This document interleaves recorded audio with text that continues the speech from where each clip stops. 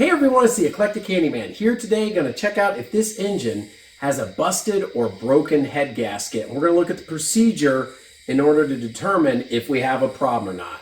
So it's either going to be a good day or a pretty rough day. All right, let's check it out.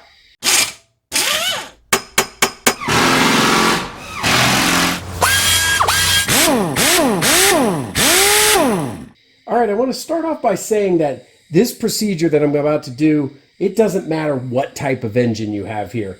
This happens to be a 2001 BMW 325i. It doesn't matter if it's a Ford, a Chevy, a Toyota, or a Honda. This test is independent. We're basically going to be looking for combustion gases inside of the coolant while the engine is running. So this test is indifferent of the manufacturer or type of engine that you have. So the procedure I'm about to do, you should be able to follow it similarly on your car. All right, so the kit I have to do the leak test is this Lisle 75500 combustion leak detector. And what it comes with is the leak indicating fluid or dye, this tube with this tapered fitting. And what that's gonna do is go down into the overflow tank as well as a vacuum line. Now, I really like this one, and in fact, a little bonus, it is made in the USA. You can't beat that. That's really cool. But there's another very popular one. I'll put a picture of it here. It's the BT500. Essentially, it has a syringe on the top of this cylinder right here that you can create vacuum directly on the tool. Now, the reason I wanted to go with this kit, not only do I like this brand, but I have my own vacuum pump, and that's one less part that can break. So this keeps it simple. And again, I'll draw a little bit of vacuum. And what you end up doing is filling this up to right about here. We let the engine warm up. And if it siphons or through the vacuum pulls those exhaust gases into this, it will go from blue to yellow. We are so hoping we do not see yellow today on this car.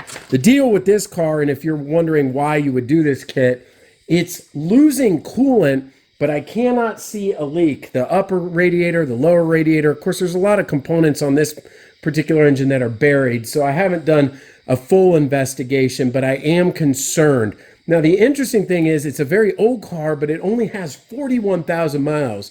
So it'd be quite unusual to actually have a leak on this via a busted head gasket, but I do need to check that. And so I've invested about $40 in this. It's not a one-time use. So let's go ahead, get this opened up, get our vacuum pump, and get the car started and get this procedure going.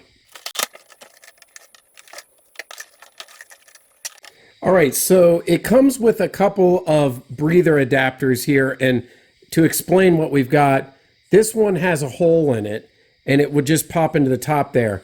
And then on the other side, what you can do is you can actually use vacuum from the engine as well if you find a source. Or it indicates to you that if you want to use a hand vacuum, you just switch it out to this fitting with no holes. So you can see a hole there and the one with no holes. So let's go ahead and get this one switched out.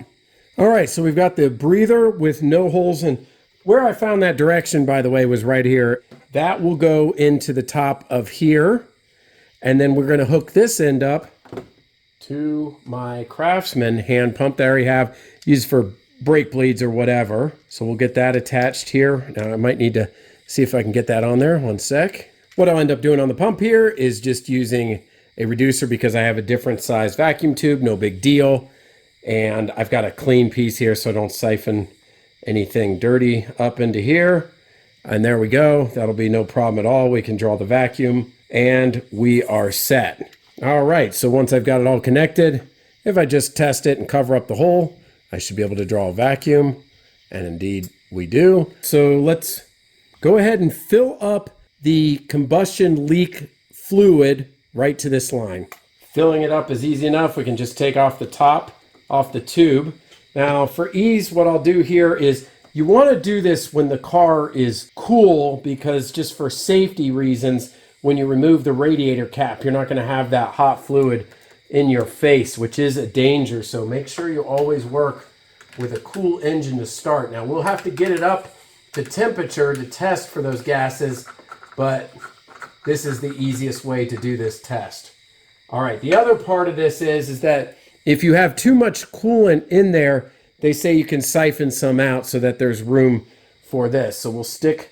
Now you want to kind of put that down in and just give it a little twist so it can create a vacuum. So we'll put that in there, just give it a little bit of a twist.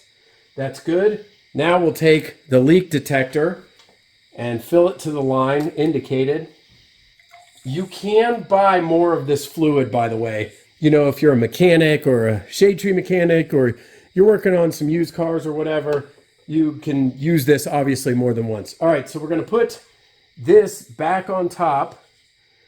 Now, what I'll end up doing is pulling just a little bit of vacuum, like 10 to 15 inches of mercury. So it's not gonna need a lot. Now again, some folks like that BT500 tester because it has the syringe right on top to pull vacuum. But I don't know, I find this easy enough. Like I said, that's why I like the flexibility of this kit. Let's go ahead and start the engine. Move any obstructions out of the way if you got the cap and the die. I'm gonna start the engine, I'm gonna pull the vacuum, then we gotta let it warm up and see what ends up happening. Okay, so the engine's started. Let's go ahead and draw a vacuum. Now you can see the bubbles that I'm pulling in there. Again, before it gets hot, make sure that's got a tight seal on that right there. I'm gonna pump it up a little bit more. One other note, while this is still warming up, we're still blue, that's good. I didn't have a tight vacuum, that's why I had to pump it so many times early on. Once I got a good vacuum, I mean, what do we got? 3.5 pumps, 4 maybe? I got it right up to 10, that's plenty of vacuum right there.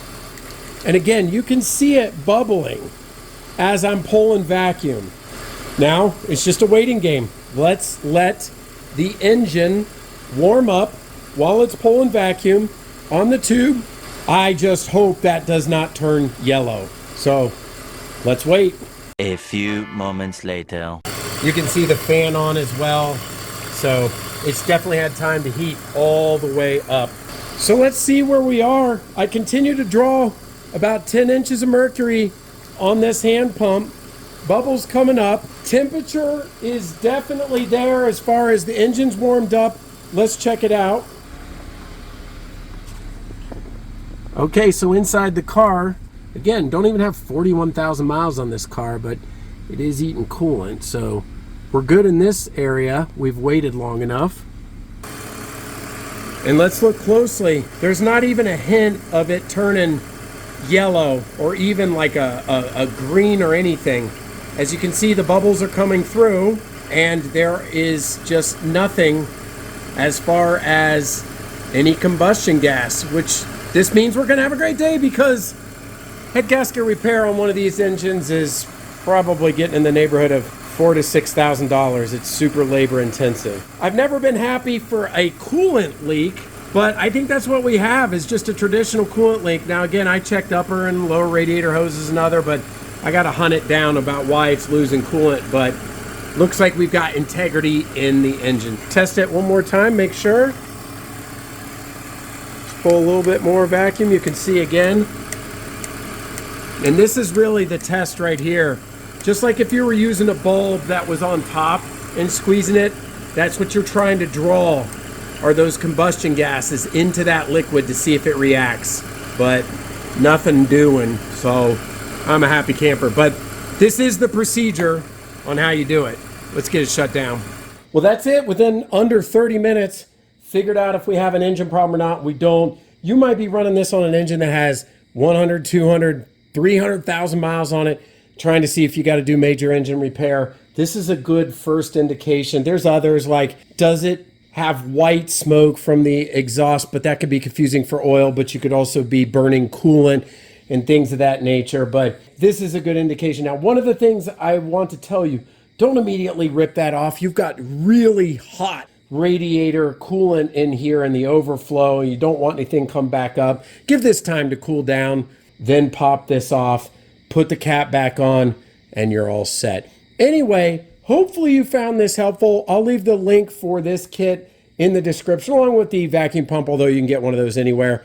And I think this is a good way to go. If you found it useful, give it a thumbs up. Leave a comment below if you have ways that you test for this maybe differently than I did it today. And let me know what you think. And until next time, this is the Eclectic Candyman. We'll see you later.